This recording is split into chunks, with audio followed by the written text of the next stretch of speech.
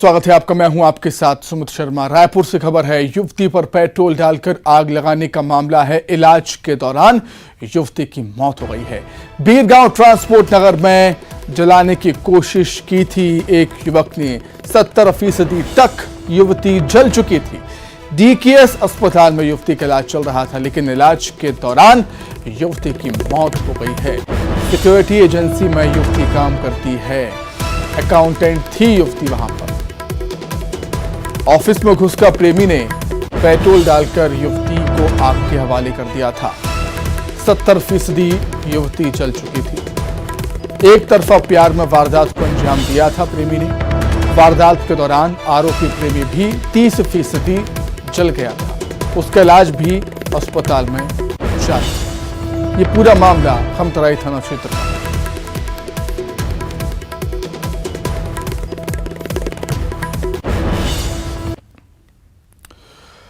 वहीं रायपुर में आवारा कुत्ते ने 5 बच्चों को काट दिया, जिसके बाद बच्चों के परिजन ने जमकर हंगामा कर दिया है। गुढ़ियारी थाने में स्थानीय लोगों ने जमकर हंगामा किया। कल रात को पीट कर कुत्ते की हत्या कर दी गई थी और आज एनिमल लवर गुढ़ियारी थाने पहुंच गए शिकायत दर्ज करवाने के लिए। शिकायत का विरोध करने के लिए स्थानीय पार्षद भी पहुंचे। स्थानीय पार्षद ने लोगों के साथ थाने में हंगामा किया है। अधिक जानकारी के लिए हम बातचीत करेंगे। संवाददाता युगल तिवारी जुड़ गए हैं फोन पर। युगल, पूरा मामला आखिर है क्या? देखिए, कुत्ते काटने का ये मामला था। 5 लोगों को जो कुत्ता है वो काटा था और पीड़ित ने वहां पर कुत्ते को मार के उसकी जो है उसे मार दिया गया था। उसके बाद जो डॉग लवर है वो थाने पहुंचे थे एफआईआर दर्ज कराने के, और उसी एफआईआर दर्ज कराने के विरोध में वहां के मोहल्ले वाले जो वार्ड वासी हैं वो सभी पहुंचे हुए थे और इसका विरोध कर रहे थे। दरअसल 5 बच्चों को कुत्ते ने काटा था और गंभीर रूप से घायल भी हुए थे। ये पागल कुत्ता था और लोग परेशान थे। एक एक कर बच्चों को निशाना बनाया जा रहा था। परिजन है उनके जो पीड़ित है वहां पहुंचे थे और इसी बात को लेकर के थाने में हंगामा भी हुआ, क्योंकि डॉग लवर्स जो हैं वो रिपोर्ट दर्ज कराना चाह रहे थे और जो पीड़ित थे और उनके परिजन हैं वो चाह रहे थे कि इस पर एफआईआर दर्ज न हो। इसी को लेकर के थाने में जो हंगामा है वो हुआ। जी ठीक है गोल, बहुत शुक्रिया तमाम जानकारी के लिए। बिलासपुर से खबर है, अवैध निर्माण पर चला है निगम का बुलडोजर। बिना अनुमति यहां पर निर्माण कार्य हुआ था। नगर निगम के अतिक्रमण दस्ते ने कार्रवाई की है। बिलासपुर से खबर है, जहां अवैध निर्माण पर निगम ने बुलडोजर की कार्रवाई की और बिना अनुमति के यहां पर निर्माण कार्य हुआ था। नगर निगम के अतिक्रमण दस्ते ने कार्रवाई को अंजाम दिया। तस्वीरें भी सामने आई हैं। बुलडोजर के जरिए किस तरीके से अतिक्रमण हटाया गया है वो तस्वीरों में आप देख सकते हैं। निगम के अधिकारी भी वहां पर मौजूद रहे।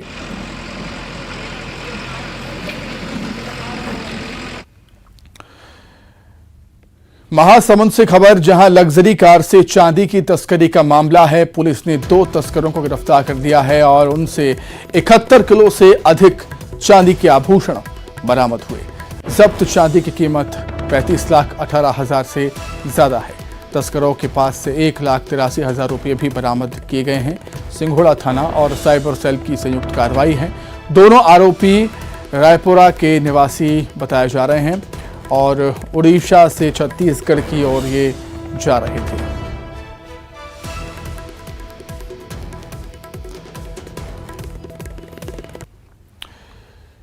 सूरजपुर से खबर है, गांजा तस्करों के खिलाफ कार्रवाई की है। 12 किलो गांजे के साथ 3 आरोपी गिरफ्तार किए हैं पुलिस ने घेराबंदी कर उनको गिरफ्तार किया। जब्त गांजे की कीमत करीब 2,40,000 रुपए है। जयनगर पुलिस ने कार्रवाई की। तो सूरजपुर में पुलिस ने गांजा तस्करों को पकड़ा है। 12 किलो गांजे के साथ 3 आरोपी गिरफ्तार हुए हैं। पुलिस ने घेराबंदी कर उनको गिरफ्तार किया। जब्त गांजे की कीमत 2,40,000 रुपये है। जयनगर पुलिस ने कार्रवाई की।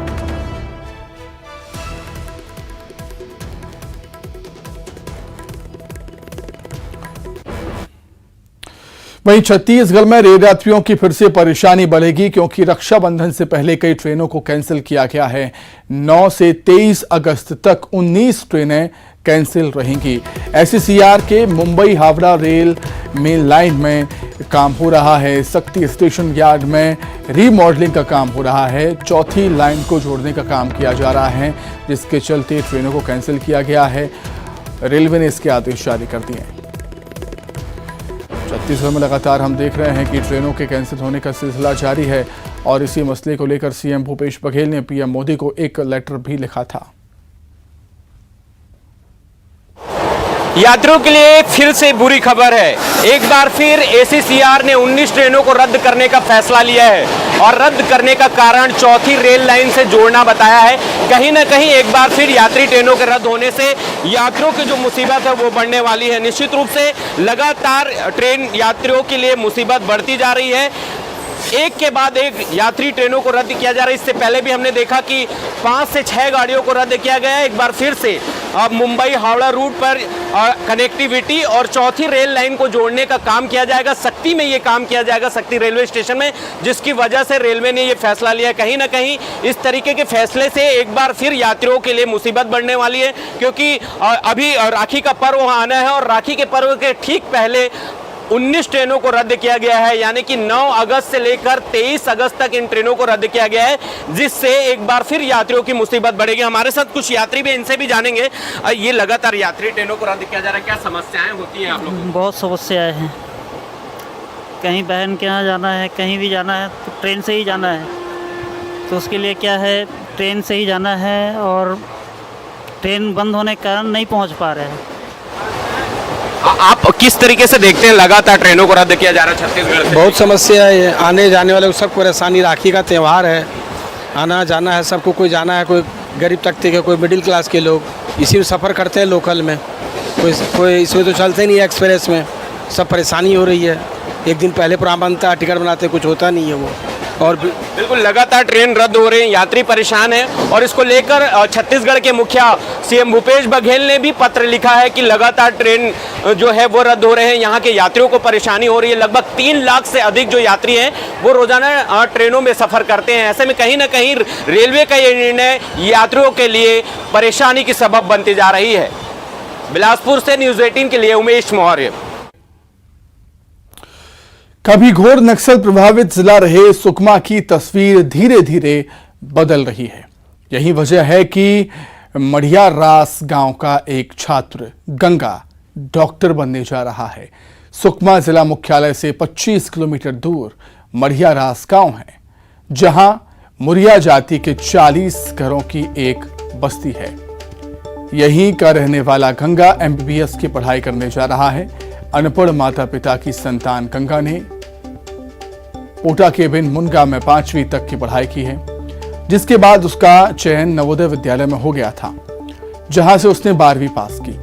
नवोदय विद्यालय की मदद से गंगा ने नीट की कोचिंग की और नीट परीक्षा में 720 में से 522 अंक प्राप्त कर सफलता हासिल की। लेकिन बेहद गरीब परिवार से आने वाले गंगा के पास MBBS में दाखिले की फीस नहीं थी।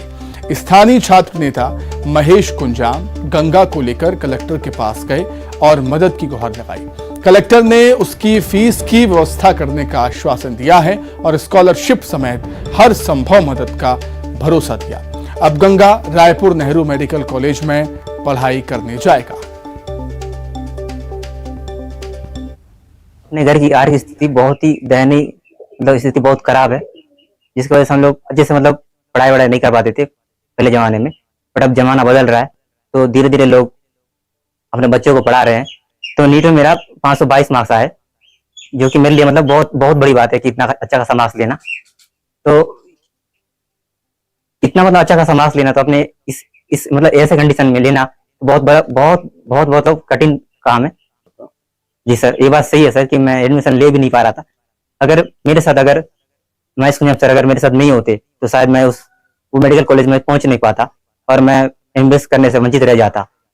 हम कलेक्टर साहब से मिले तो वो बोले ठीक है, हम एडमिशन फी के लिए दे देंगे, फीस स्ट्रक्चर मतलब ला के दे देना, हम दे देंगे बोल के। तो ऐसे सर ने जैसे बताए थे वैसे कर दिया और एडमिशन हो गया सर। एडमिशन्स के लिए और पढ़ाई के लिए सपोर्ट मांगा है। हमने उनको आश्वस्त किए कि हमारा जिला प्रशासन से उनको आने वाले समय में भी जो भी मेडिकल एजुकेशन संबंधित उनका सपोर्ट रहेगा उसको हम देने के लिए, क्योंकि डिपार्टमेंट में मेडिकल एजुकेशन डिपार्टमेंट से तो उनको स्कॉलरशिप तो मिलेगा, उसके अतिरिक्त तो उनका जो भी सपोर्ट चाहिए उसको करने के लिए जिला प्रशासन ने। अंबिकापुर के गांधीनगर इलाके में कमोदा विहार मार्ग पर चलती बाइक पर बिजली का तार टूट कर गिर गया, जिससे 2 मासूम बच्चे और पिता करंट की चपेट में आने से झुलस गए, जिन्हें इलाज के लिए मेडिकल कॉलेज अस्पताल लाया गया। डिगमा गांव के रहने वाले आनंद राम अपने 2 बच्चों के साथ किसी काम से जा रहे थे। इसी दौरान हाईटेंशन तार उनके ऊपर टूटकर गिर गया, जिससे उनकी बाइक बेकाबू होकर दीवार से टकरा गई। वहीं तीनों लोग करंट की चपेट में आने से झुलस गए। वहां से गुजर रहे लोगों ने तीनों को मेडिकल कॉलेज अस्पताल पहुंचाया, जहां पिता और 2 साल के मासूम बच्चे की हालत गंभीर बताई जा रही है। जो है तूरा पानी कहलाता है, वहां पर ये 3 बाइक से गिरे हुए थे। मैं ड्यूटी के लिए निकल रहा था कि आदमी जो है एकदम अचेत अवस्था में मुंह के बल पड़ा हुआ है, कोई छू नहीं रहा था। मैं जब उसके पीठ को दबाया हूं तो सांस लेना चालू किया है।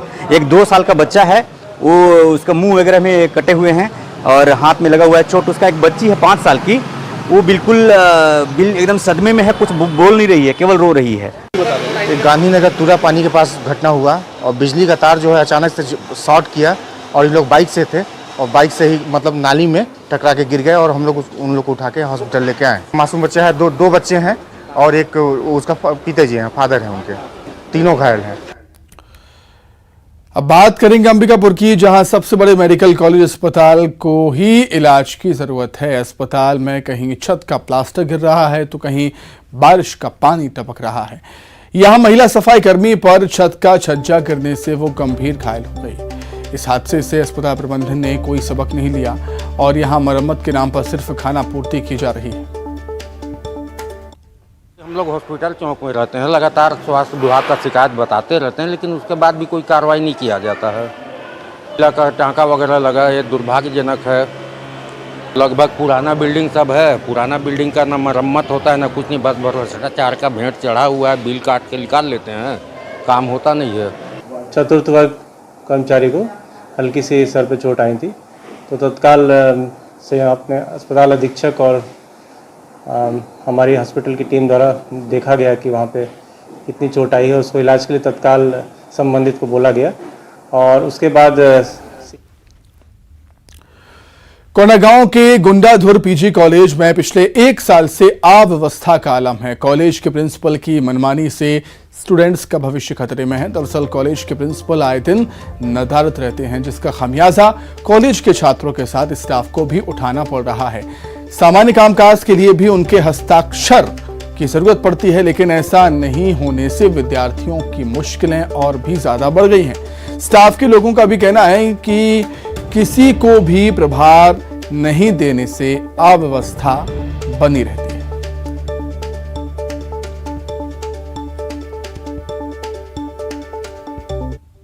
10 दिन हो गया सर, आ रही हूँ बार बार। लाइब्रेरी साइन चाहिए था प्रिंसिपल का, उसकी वजह से सर हमको बुक नहीं मिल पा रहा है और फिर हमारे क्लासेस स्टार्ट हो गए ना सर, तो पढ़ाई नहीं हो पा रहा है, उस वजह से दिक्कत हो रहा है थोड़ा। बस बच्चों को जब कहीं कैंप जाना पड़ता है तो डॉक्यूमेंट साइन कराने के लिए प्रिंसिपल ना रहने की वजह से काफ़ी दिक्कत आती है और कार्यभार में किसी को चार्ज न दे के जाने की वजह से बहुत दिक्कत आती है। ये तकरीबन 1 साल से चल रहा है। नहीं तो पिछले बार जब प्रिंसिपल के खिलाफ बच्चों ने मोर्चा संभाला और हम लोग बीच बचाव किए, उस समय उन्होंने एक्सक्यूज़ कर लिया और वो सब चीज़ को सेटल करने की बात किए, लेकिन थोड़े दिन के बाद वो जैसे थे वैसे ही हो गए और कोई परिवर्तन उनमें नज़र नहीं। ये गुंडाधुर कॉलेज है और आप देख सकते हैं पीछे छात्र छात्राएं खड़ी हैं और ये किसी आंदोलन के लिए नहीं, सिर्फ प्रिंसिपल के साइन के लिए इंतजार करते खड़ी हैं और कई हफ्ते से भटक रही है। आपको प्रिंसिपल का चेंबर दिखाते हैं।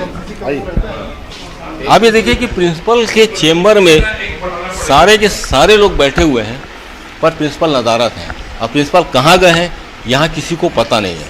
बहरहाल प्रिंसिपल के खिलाफ 1 साल से लगातार छात्र आंदोलन कर रहे हैं। देखना होगा कि सरकार कब इनके खिलाफ कार्रवाई करती है या जिला प्रशासन कार्रवाई करती है, पर फिलहाल बच्चों का भविष्य अंधकार में है। वो एक साइन के लिए भटक रहे हैं। न्यूज़ 18 के लिए कोंडागांव से विवेक श्रीवास्तव।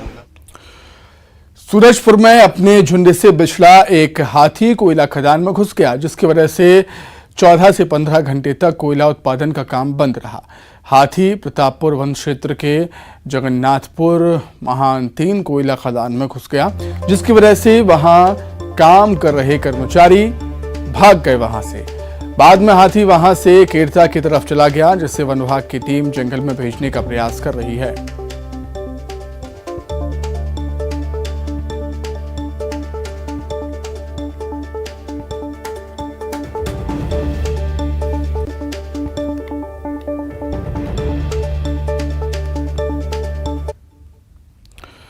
आइए अब देखेंगे 25 सेकंड में खबरें।